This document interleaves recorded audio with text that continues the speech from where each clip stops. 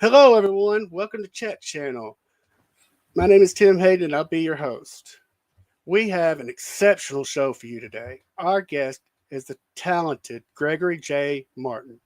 Gregory is a two-time Emmy Award-winning director, five-time Emmy Award-winning producer, four-time Emmy-nominated writer.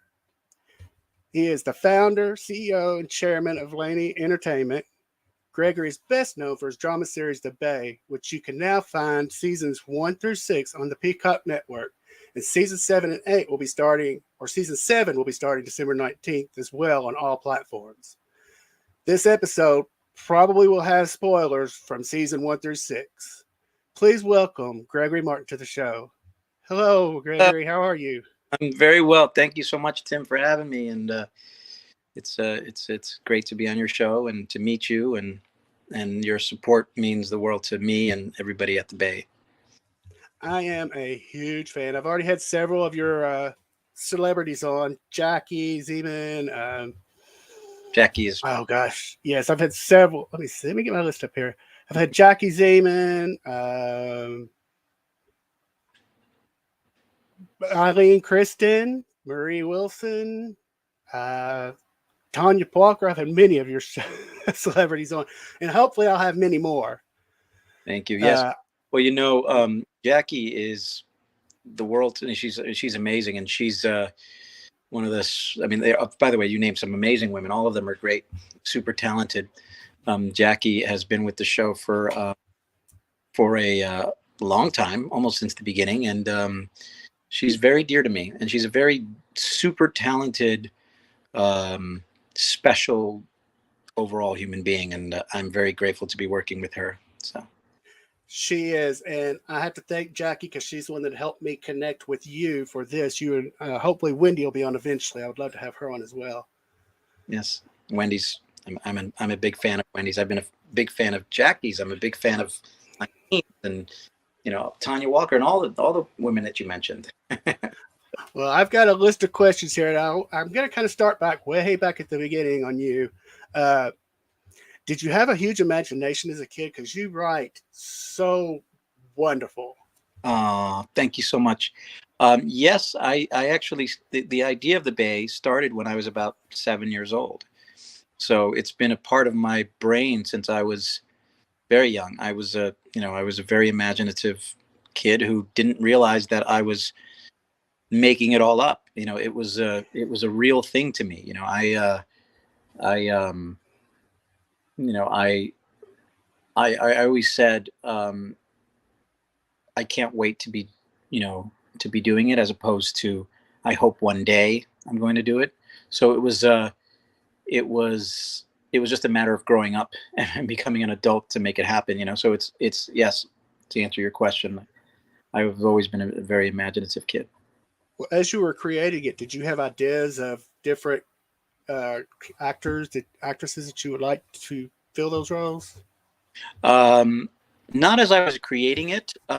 They were just all very real to me, as the people that they were, the characters, from Sarah and Lee, to Lex, to Liza, to even Pete, Garrett, or Brian, or Marley, or all of these characters have been in my head since I was a kid. And I imagine what they look like, and then because I grew up watching daytime. When I decided to make this show a reality, I had already a preconceived vision on what the characters look like. So then I went after actors who met my description, like for Mary Beth, who plays Sarah, uh, who I loved as Karen Bell on General Hospital. I didn't watch her on Days, but I was a big fan of hers on General Hospital. She was. Uh, she wasn't my initial vision. My vision as a child was Robin Wright, because I was a big Santa Barbara fan and I watched her and I loved Kelly. And so I created this character of Sarah in my head, and I imagined this blonde-haired, blue-eyed beauty like Robin Wright, and then Carrington Garland and whoever else played her. But that was my vision: this beautiful blonde-haired, blue-eyed, blonde-haired beauty, as like this woman who was this kind of heroine who was always getting into trouble and always, going down the wrong path, or something always happened to her and she saved, or whatever the situation was. And it was always this blonde hair, blue eyed, and I would draw pictures as a kid of the character, and then when I made it a reality, I had to find someone to play the part, and I knew Michael Bruno, who is a manager for a lot of the daytime soap stars. So, and we had become friends because I cast some of his clients on some of my other projects, and I had some people in mind. Christina Wagner was someone that came to mind. I was originally thinking of the idea. I was like, okay, who would be someone that is from daytime that would be that blonde hair, blue eyed beauty that I had in mind? And so Christina Wagner was actually the first person that came to my head. And I was friends with Tristan Rogers. And so I asked Tristan at the time, I said, how can you get me in touch with Christina? And he didn't have her information at the time or something. I forgot what the situation was. And so I met with Michael and I said, you know everybody in daytime. Who would you suggest? I need a blonde hair, blue eyed beauty. And he said, well, do you know who Mary Beth Evans is? And I said, of course, that's Catherine Bell. I was a General Hospital fan, not a Days fan. So, so I said, yes, of course, Catherine Bell. I love her. He said, well, would you like to take a meeting with her? And I did.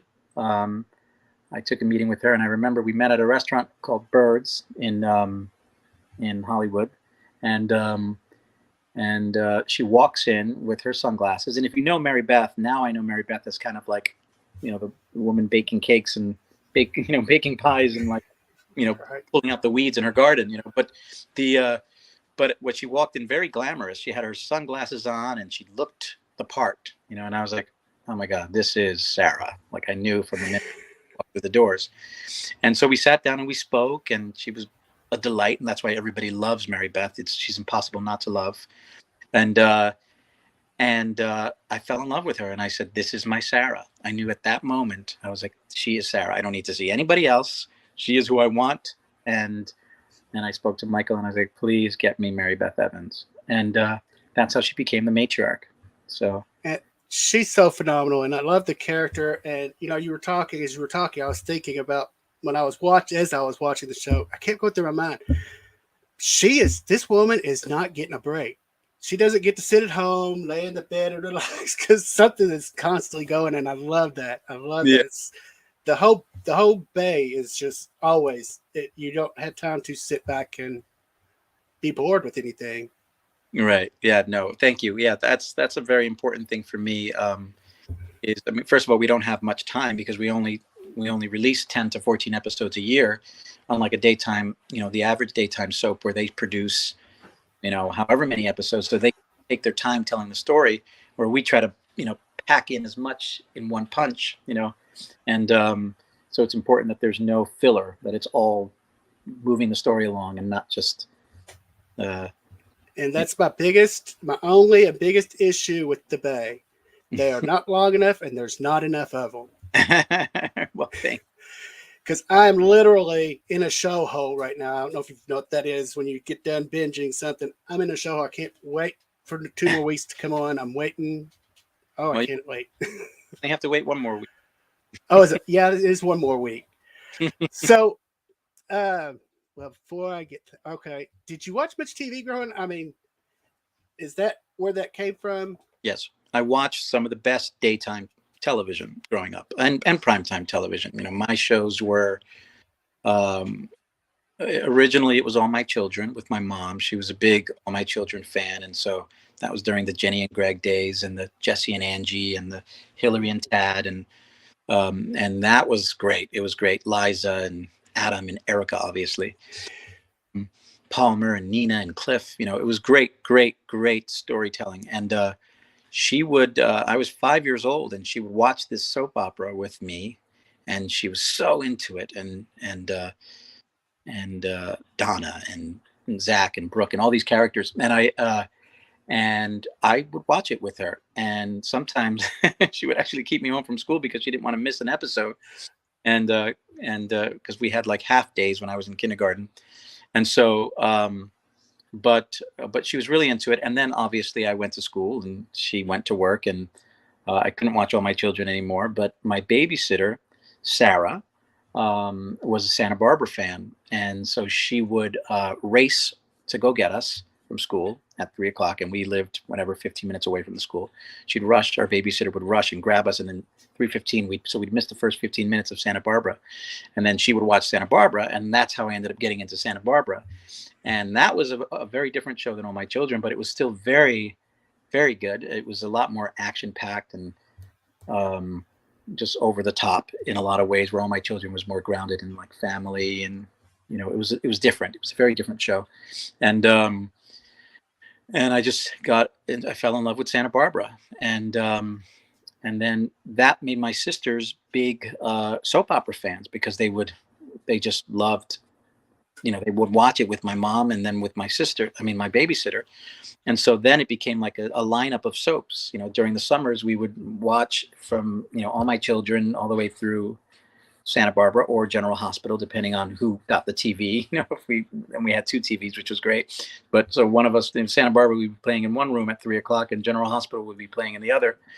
And it was just it was some of the best at that time, the 80s and the early 90s. It was really the best time for soaps, in my opinion. And so I think watching what was going on in One Life to Live at the time was, Max. There was a lot of super couples. It was very strong era of super couples, and that was Max and Gabrielle and Tina and Cord, and everyone was some couple was always on the run or getting into trouble or having to escape some vixen or villain, and they did a lot of location shoots, and it was just very exciting. And so I learned from that, and then as I got a little older and I wanted a little more mature storytelling, that's when I started to watch Another World and General Hospital, where the storytelling was it was less about all the excitement and all those other things. And by the way, One Life to Live did it too, with the Marty rape and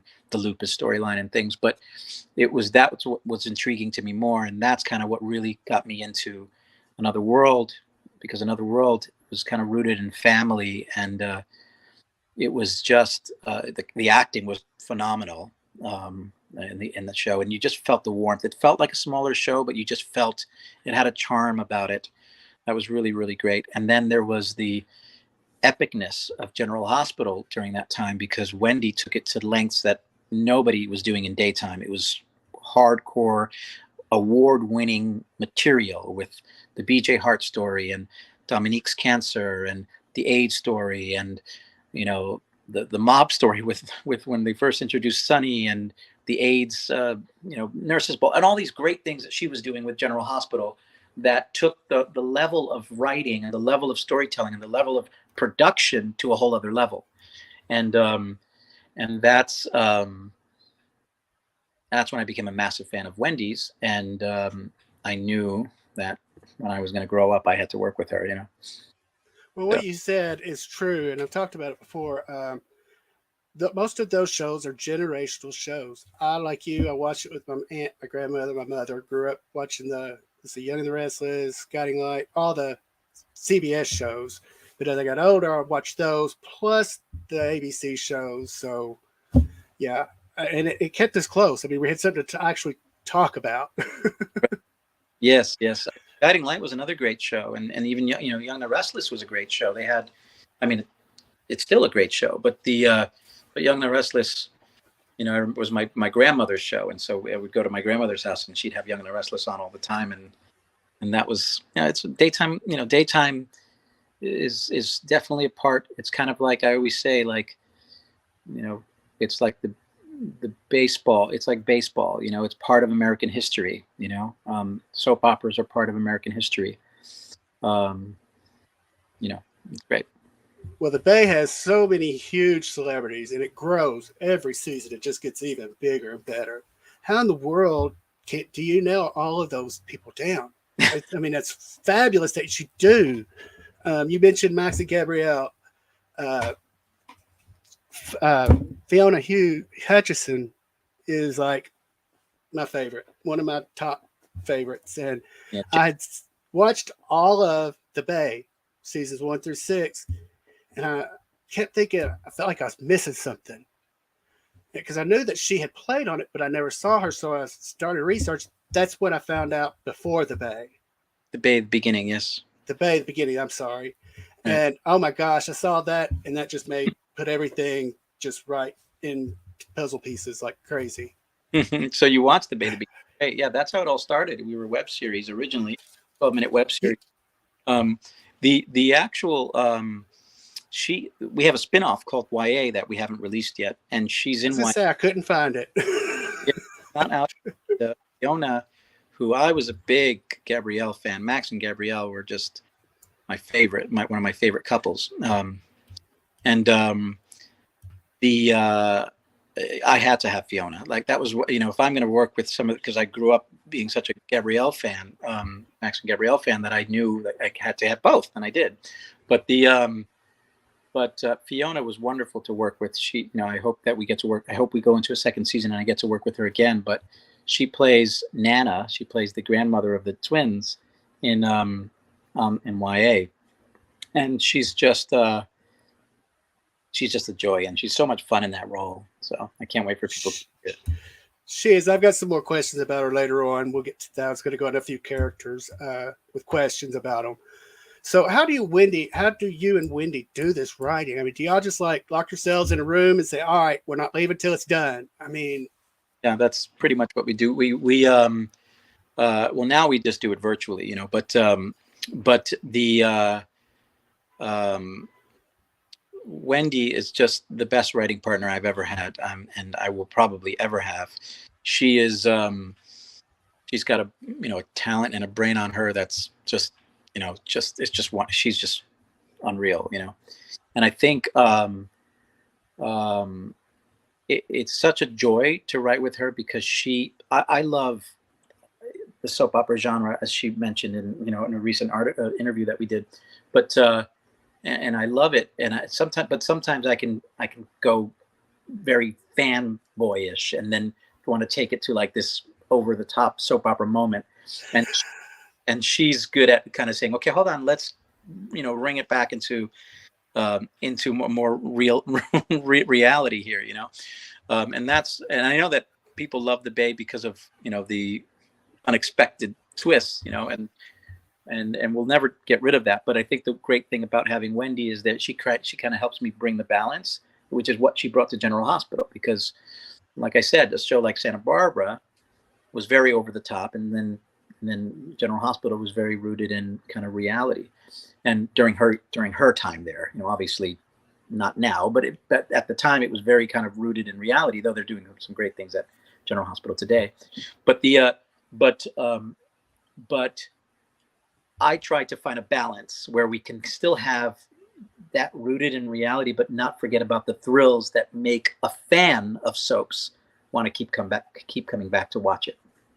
I think that, from the shows that I've ever watched, soaps that is, I think there were only two storylines that ever kind of made me go, oh, come on now. And one of them was on Guiding Light, and that was with Reva's clone.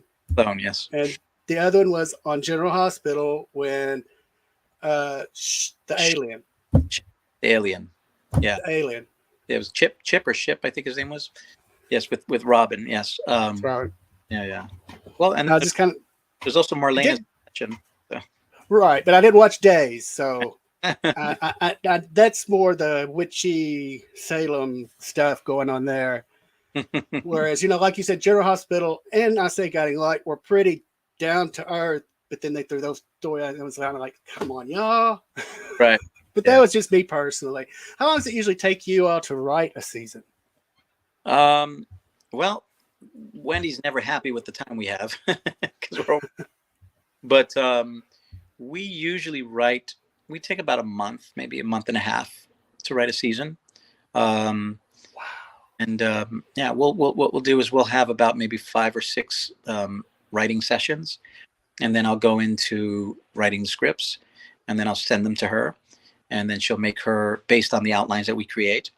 And then she'll make her suggestions. And then she'll give it back to me with the suggestions. And 90% of the time, 90% of whatever changes she suggests, I usually apply because she has amazing suggestions. There's that, maybe that 10% that is probably like, oh, hold on, I do want this soap moment here, but Right.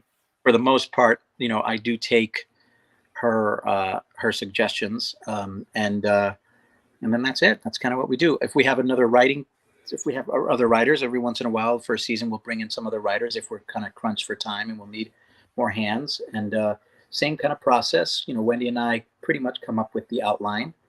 I'll tell them what I want to do for the particular season, and then Wendy helps me mold it into a full story. And then we will assign a certain writer a certain amount of episodes, and then they have to turn it in, and then I'll come in, and because I know the characters and I know the voices, and I'll do my pass on it, and then I'll send it to Wendy. She'll do her suggestions, and then I come back and I do the final pass. So, well, the whole show has great lines, great puns, great, thank you. One jumped out at me, and I really would like to know who wrote it. It's kind of crazy. Heather Langenkamp is in the Bay. She's best known as Nancy in the horror movie Nightmare on Elm Street. She had the best line. She said, "Please, she doesn't know what a nightmare is." That just, oh my gosh. Thank you. I loved that. It was an homage to her movies. Right. Yeah. Well, that was all me. But thank you for that. I loved it. It has stuck in my head ever since I heard that. It's stuck in my head. That's great. Actually, if you watch it again, you'll hear a little song in the background, and it's actually the Nightmare on Elm Street theme. So when you watch it and you see it, and she says, "Oh, please, she doesn't know what a nightmare is," you'll hear in the background of that scene, you'll hear dun dun dun dun. Oh, I'm gonna have to check that out. So you'll have to take a look at it. But yeah. Okay, season 6 finale. Oh my goodness. Mm-hmm. I haven't seen a cliffhanger like this since season 5 finale of Dynasty, the Moldavian Massacre. Thank you. By far, this is your biggest finale to date. Oh my gosh. I know I want to ask, but I'm not going to. But where did that come from? That actually did come. That idea was inspired by Dynasty. I didn't mention Dynasty earlier, but my mother and my aunt would get together every Wednesday to watch Dynasty, and that was another show that we couldn't watch at first. They wouldn't let us watch it, and so we would always be in the other room and like hoping that they would let us into the living room to watch an episode of Dynasty. And eventually, as we got older, we were allowed in there. And I think that was the 5th season that I saw. And it was Amanda's wedding, right? Yes. And that influenced me a lot. And so I wanted to do. Weddings are a big thing. As we only have 100 episodes of the show, which is a lot for most shows. But in the 100 episodes, we have maybe 5 weddings. That's right. We do a lot of weddings because I always loved weddings on soaps, and that was one that was a big influence for me, and so I was inspired by it, and that's kind of where the story came from. Hello, Ashley. Ashley, I was gonna say, can you say she's asking about the new series? If there's any news about the series, can we expect seeing streaming services? Yes, and she's excited for season 7. Yes, so the show is going to be on Popstar TV for start. That you can watch the episodes live every day, Monday through Friday, and it's 3 p.m. Eastern time, 12 p.m. Pacific. If you missed the live episodes, then you'll have to wait till they're available on streaming. And they're going to be available on streaming on Tubi first, and then they'll go to all the other platforms after that. So you can find them on digital everywhere. And I don't know exactly which ones, but there'll be plenty of places you can find them. Right. If you don't have Tubi, including Popstar, it'll eventually go to Popstar on demand. But for starters, if you want to watch it, you'll have to watch it live on Popstar for the first 2 weeks, and then they'll be available on streaming after that. I will be watching it for sure. Well, now I have to ask about some characters. Okay. You've got Kristos Andrews, who plays Pete Garrett. He also has directed and been an executive producer. He's a phenomenal actor first.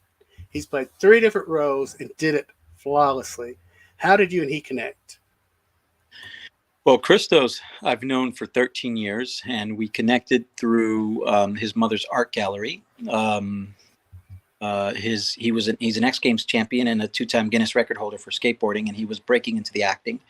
And he was at this art gallery that I was invited to, which was his mother's art gallery, and he had a glow. He was glowing when I met him, and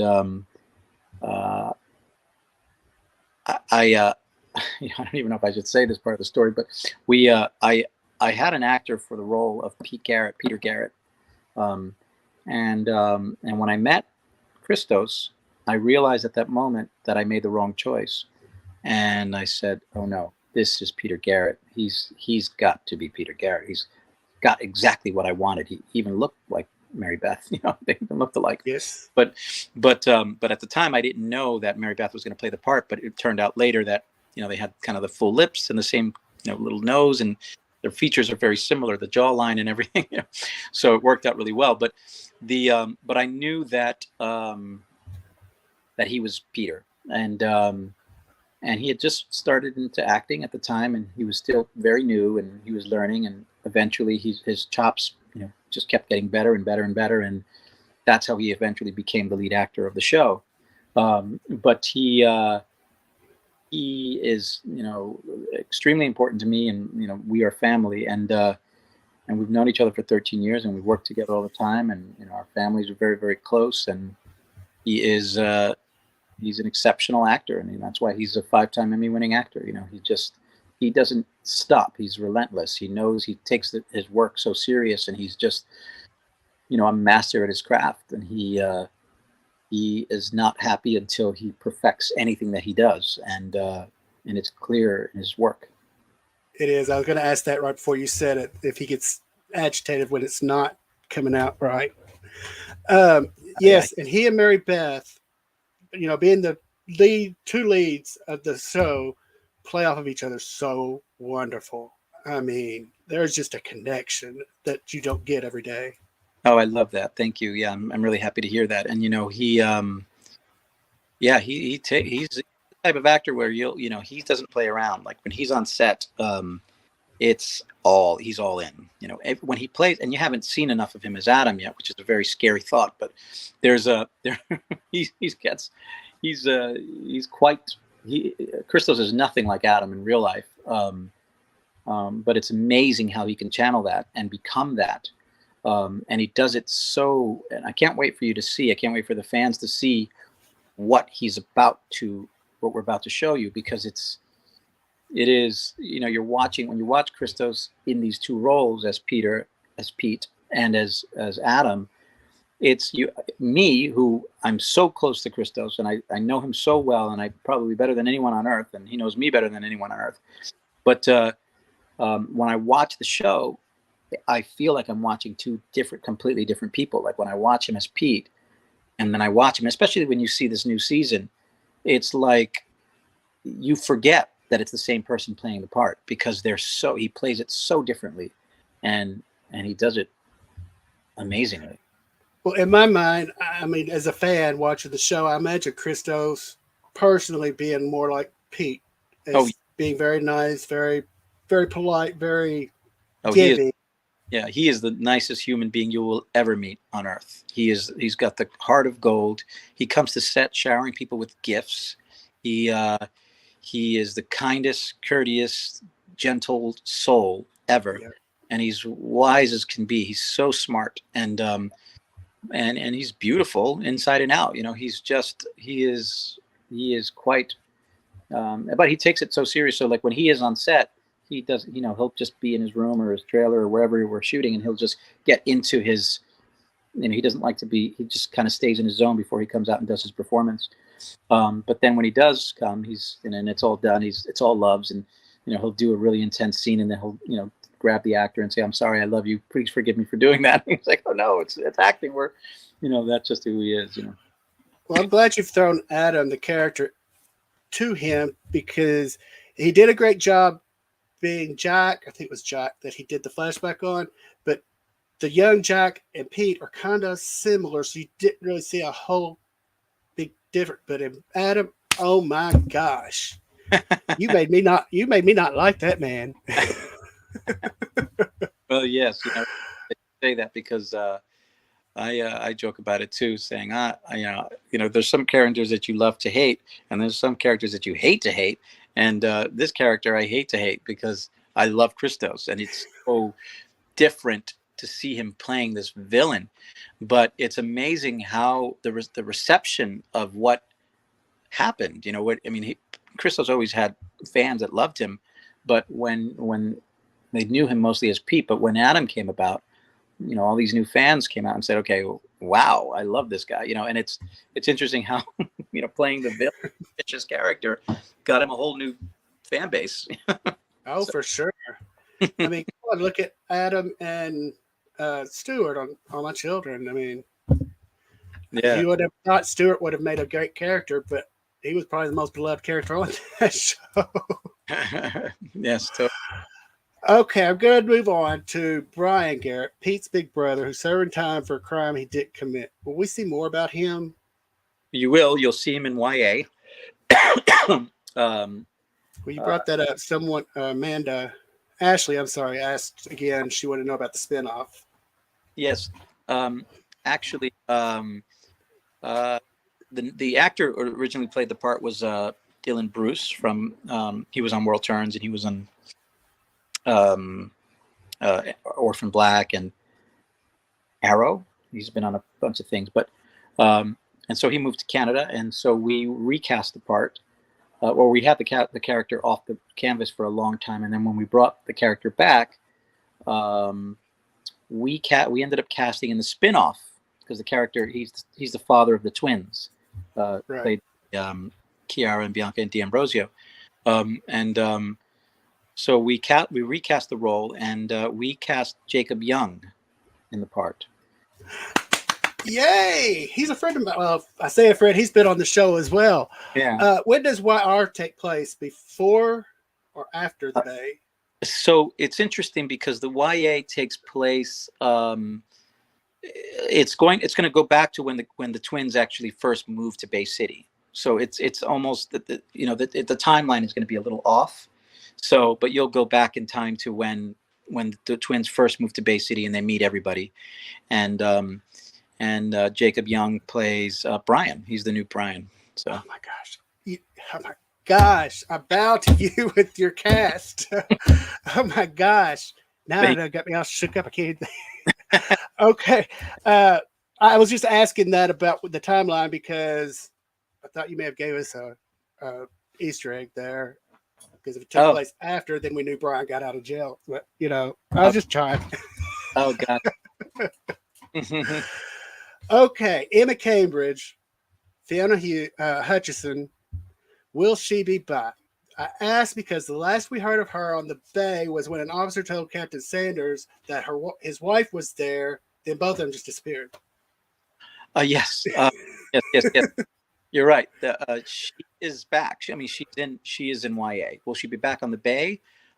Possibly. I mean, the character had a brief. It wasn't Fiona because it was just the back of her head, but there was a moment in episode. It was I think it was episode 509 or 508 or 509 where you see Emma wearing a hat, and you see she just kind of comes into the frame, and it's Emma. It's Fiona Hutchinson's character. Will Emma ever pop up in the Bay? It's likely because it's the same world, the same universe, and I love Fiona. So. Not only that, the way you set it up, I mean, she could come back and be kind of forgiving, but she could also come back with a vengeance. You just, her daughter. Right. Yeah. You see it all played out in YAs. There's a lot. I mean, she's a series regular in YA. So she is in all episodes that we shot so far. So if we have a second season, you'll definitely see a lot more of Fiona. She's you'll see her. Jenna Bradshaw. Jenna Bradshaw. She'll be on my show. She keeps saying over and over, because I follow her on Instagram and we chat back and forth. She has by far the best Instagram ever. I love her chicken. Well, yes, please tell her next time you speak to her that I just did the show. Well, I absolutely will. Okay, another character I want to ask about Lola. We found out, we kind of heard that she's Zoe's mom, but that's kind of all the information that we really got. Because he told me, she was like, I don't want to talk about it. Will Uh, we know more about that eventually? I hope so. That's the one thing with the Bay is that there are so many characters and so many relationships that, and so little time that I become a very ambitious storyteller, and I want to introduce all these people, but I only have so much time on the canvas to do Right. it, and so I wish I had more time to tell the Lola story and Lola and Harold, and how they knew each other. Chet Allen's character, but the at the moment it's not in the next 20 Right. episodes, but it's something that has always been on my mind, and I think Patsy Pease was phenomenal. She also got nominated for an Emmy for her role as Lola. I was actually watching an episode of General Hospital the other day, and I was like, were they watching The Bay? Because Heather's so much like my Lola. But Yes. even the way she's playing it is so similar to the way Patsy Pease played Lola on the Bay. I think it's always a thought. We love Zoe, and Zoe's been with the show since the very beginning, and so um, And the way you wrote it or the way she acted it, I'm not sure which.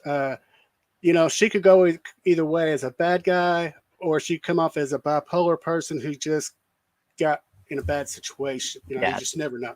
she's, And I'm a yeah, true fan. That's why I'm asking about all these people that are not on, because it's just kind of where my mind goes. And I'm watching the show. I'm like, oh, what happened to so and so? right, yeah. Um, I hope to bring Lola back. I mean, I think about it. There's every character on the show. If they've ever been on the show, whenever I'm writing the next installments, I always think about ways that I could kind of bring those characters on back onto the canvas. Like Christine, for instance, Christine Nelson, Lee's yeah, sister, played by Sandra Robinson. She's someone that I often miss, and I love Sandra. In real life, Sandy was and I were very close, and I haven't spoken to her in a long time, but it would be wonderful to see Sandy back on the show. There's so many people that I wish I had the time to put them on the canvas. If we were a everyday, we are a daytime drama, but if we were a 200 300 a episodes, week. Right. then it would be a lot easier to have every one of these wonderful people on the show more. But we only have so much time to tell certain stories, so it becomes a little challenging. And then also, there have been folks who have said, "Okay, can you just focus on a certain core because it makes things easier to follow?" So I'm more slimming down than I am adding more characters to the canvas, because you have to be able to. It just helps with the storytelling. So Right. Right.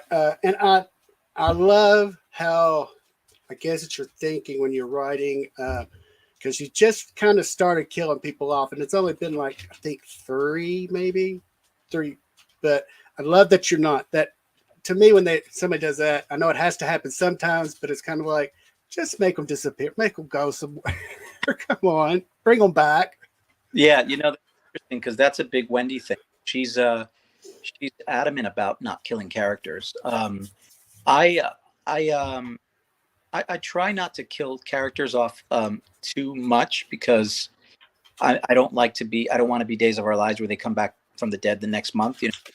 I'd rather just, if they're dead, they're dead. And so um, that's one thing that I don't want to get on, jump on the wagon, the bandwagon of that soap opera trend. So I'm very careful with when I kill a character. But the great thing about the Bay is we have a lot of ghosts running around. So a lot of the characters do pop up as ghosts, and I think that's I believe in ghosts. I believe in all of that. So as long as you keep it real and it's not too over the top, then you can still keep those characters around in some other more sentimental form. Well, I'm telling you, if anybody listening to this has not watched The Bay, you got to, because there are some characters that are just, I mean, phenomenal. Like Matthew Ashford and Steve Jensen, Right. uh, Eric Nelson, who'll be on next week. Love his character. Great. Uh, I Eric just, Eric is wonderful. Matt is wonderful. You'll see them both in the new episodes. Matt, Matt is great. It's interesting with Matt because I wasn't a Days of Our Lives fan when we not that I have anything against it, I just didn't grow up watching Right. it. But when we cast him, I cast him as Steve Jensen, and everyone, all the fans were saying, "Oh, did you do that? Was that on purpose?" And I was like, "Purpose? What? I don't know. What are you talking about?" And they were like, "Well, his brother is Steve Johnson," and I was like, I had no idea. Like he plays brother in our lives as Steve Johnson, which I didn't know. I knew Patch. I knew who Patch was. I didn't know that Patch and Matt Ashford were brothers, but it was the fans that kind of told me about all these similarities between The Bay and Days of Our Lives that I had no clue about. Apparently there was a wedding that happened with Hope where she was, I don't know if something happened was similar to a storyline that we did where we had a man dressed in a wedding dress who came down the aisle. I think that happened or something similar happened days. And then Mary Beth's character was tragically raped by Matt Ashford's character on Days of Our Lives, which I did not know that.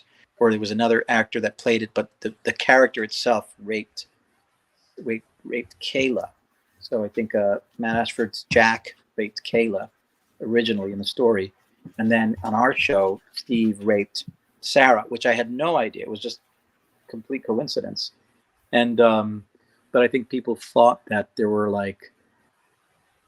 some sort of connection there. I think one of the only connections with paying homage to for Days of Our Lives fans that I did was when Jed Allen's character showed up on The Bay.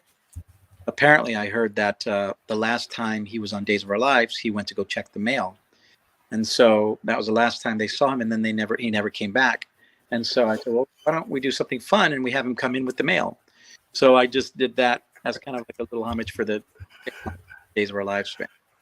That was kind of like a Happy Days storyline. The older brother went upstairs and just never came down. Yeah, when people, I think you're a lot like I am. You try to watch what you can. You don't mean any offense to any show. It's just there's so many hours in a day. Right. Exactly. Yes. And as kids, we didn't get to pick what we watched. They did. Our parents did. Right. Here's Mike. Well, what was the best advice you've ever received? It's funny because I was talking to somebody earlier today, and I don't know if it's the best advice, but it's something that, well, two things I'll say. One is more on a business aspect of something, and that is a great lesson for everyone to learn in life. My mentor, Jerry Kessler, said to me when I first started working with him, I was young, I was in my early 20s, and he was kind of mentoring me into the business. And he said, never ever come to me with a problem, always come to me with a solution. And I think that was some of the best life work advice that I had ever received, because when you are ever working with somebody and you don't, never bring a problem to them, always bring a solution to whatever the situation is. I think that's some of the best advice I kind of live by, or I try to live by. Create the solutions for whatever the issue is, as opposed to just bringing in the issue. So probably that. And then something that I would say is instilled in my mother, and instilled in Kristos, actually, and people that I surround myself with, is operate from love. I think that's a very, very important thing, because if you operate from love, then you will just overall have a much happier life. It's just work from love, and I think it's important. That's awesome advice too. One more question. This is just throwing it out there. If you have anything you want to share about season 7, we wouldn't argue, but I understand if you don't. Well, I'm very excited for you to see it. It's my favorite season yet. We are releasing episodes every day, so you'll have to watch every day, Monday to Friday, like the traditional daytime soap. Like I said, 3 p.m. Eastern time, 12 p.m. Pacific on Popstar. You can download the Popstar app, and it's good on Roku, on Apple TV, and there's plenty of places that you can get it to watch it. It's a free app. It doesn't cost anything. and you can watch. You have to watch live. You have to go to the live stream, and you can watch it Mondays through Fridays to watch them, or you'll have to wait till it's streaming on Tubi. It'll be on Tubi first, and then it'll go to the other platforms later in the beginning of 2023, sometime in the beginning of 2023. We will have a few tragic deaths, unfortunately. We will have some surprise guests, some fun surprise guests. I think it's pretty much been out Joe Lando's coming back, and there's other folks that are Maxwell Caulfield, who will be kind of later on.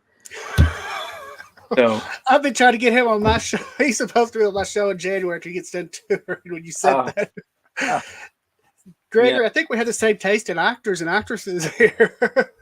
I'm sure we do. Yes, and there's some great people coming onto the show. New guests. A lot of the old stars, most of the old cast are back. We don't know who lives or dies. We don't know who are ghosts and who are, actually here in Bay City instead of the alternate universe. We do shoot some fun, exciting content in Puerto Rico. I'm trying to think of what else I can give to you without giving a story away. Well, I kind of knew watching the finale of season 6 in my back of my mind. It was kind of like, he's not going to be able to get away with nobody dying. There's just no possible way. Right. So, you're doing something for the sake of the thrill, but there's no payoff. Obviously, it's a very hard when I make a decision to kill a character off of the show. But sometimes that death could lead to so much more wonderful storytelling. And in this particular case, we do have that scenario once or twice. So I think it's Leanna. It paid off for her when her mom died. She's got the company now. Okay, well, I'm not saying, but well, I mean, that's how it looks right now. Her and her uncle, I think it is, it's her uncle. That's how it ended in the season 6. Was they both had kind of same control over it right now. Wait, and I'm not looking for spoilers. I don't like spoilers. Well, I think it ended where she opened the door. She opened the door and saw somebody there, and it was Will Campbell. Will. Yeah. So that's how the show ended. And yeah, so I don't want to say much more, but I can't wait. Jay Harlow is I guess I could share this because I don't think it's a spoiler. She's not on the canvas this season. But that does not mean she's not coming back. Right. So that's or at least Leanna Ramos, hopefully Jade Harlow in the in the form of Jade. But there's but yes, that's. Well, I can't wait. And everyone, remember, you can find seasons 1 through 6 on Peacock Network, Amazon, Tubi, Roku channel, Amazon, Popstar. Yeah, I don't know if all the seasons. I know you can find 1 through 6 on, or you can find The Bay the Beginning and seasons 1 through 5 on Amazon Prime. Then you could The Bay the Beginning and some of the other seasons on Popstar. And then you can find seasons 1 through 6 on Tubi and Peacock. And season 7 will be starting December 19th on Popstar. Yes. Okay, just wanted to make sure I had that right, because I don't want to offend any network. Right. Well, I appreciate you being here, Gregory, so much. Thank you. I hope you'll come back. Yes, thanks for having me. This was a lot of fun, and I love that you love daytime. Oh, I love The Bay has quickly become one of my top 2 shows. It's hard to pick my top 1. I never say a top 1 because it's just too hard to pick. You're right. If you'll hang out backstage for just a couple minutes, I'll be right back there. Just hang on just a minute. Thank you for being here. I'd like to thank Gregori J. Martin for being here today and chatting with us. I hope that you'll tune in for more and subscribe to our YouTube channel for more great episodes. I'd like to thank the Necrotizing Fasciitis Foundation for sponsoring our show. For more information on necrotizing fasciitis, please visit www.necfash.org. Please remember to be kind to one another and have a great day.